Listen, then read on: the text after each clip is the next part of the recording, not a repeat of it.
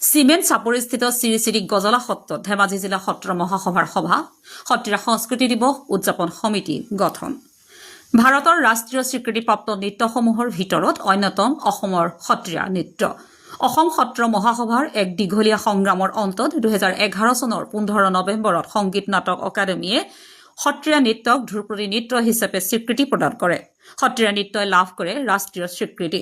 তেতিয়াৰে পৰা অসম সত্ৰ মহাসভাই প্ৰতি বছৰে 15 নৱেম্বৰৰ দিনটো সত্ৰীয়া সংস্কৃতি দিৱস হিচাপে উদযাপন কৰি আহিছে।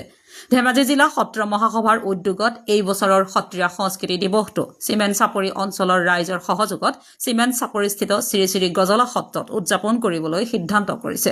সেই সন্দৰ্ভত আলোচনা কৰিবলৈ আজি আবেলি জিলা সত্ৰ মহাসভাৰ আহ্বানত শ্ৰী শ্ৰী গজলা সত্ৰত স্থানীয় ৰাইজৰ লগত এখন আলোচনা সভা অনুষ্ঠিত কৰে। জিলা সত্ৰ মহাসভাৰ সভাপতি ডিম্বেশ্বৰ গোস্বামীৰ সভাপতিত্বত অনুষ্ঠিত সভাখনত সত্ৰীয়া সংস্কৃতি দিৱস উদযাপনৰ বিভিন্ন দিশ সম্পৰ্কে আলোচনা কৰাৰ লগতে উমেশ মহন্তক সভাপতি আৰু সুৰজিৎ নাৰ্জাৰীক সাধাৰণ সম্পাদক হিচাপে লৈ এখন অভ্যৰ্থনা সমিতি গঠন কৰা হয়। সভাত চিমেণ্ট চাপৰি অঞ্চলৰ বহুকেইজন বিশিষ্ট ব্যক্তি উপস্থিত থাকে।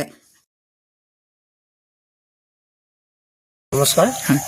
আমাৰ আজি চিমেণ্ট চাপৰি শ্ৰী শ্ৰী গজলা সত্ৰৰ প্ৰাংগণত আমাৰ ধেমাজি জিলাৰ যি সত্ৰ মহাসভা, এই সত্ৰ মহাসভাৰ উদ্যোগত অহা 15 নৱেম্বৰ তাৰিখে আমাৰ সত্ৰীয়া সংস্কৃতি যি দিৱস, সেই দিৱস পাতিবলৈ আয়োজন কৰা হৈছে।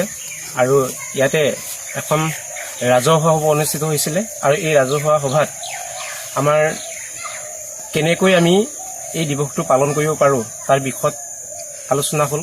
এখনি অভ্যৰ্থনা সমিতি গঠন কৰা হ'ল। আৰু আমি আশা কৰিছোঁ এই সত্ৰীয়া সংস্কৃতি যি দিৱস, সেই দিৱসটো আমি চিমেণ্ট চাপৰি অঞ্চলবাসী ৰাইজে খুব ধুমধামেৰে পালন কৰিব পাৰিম আৰু সকলোৰে সহায় সহযোগিতা কামনা কৰিছোঁ।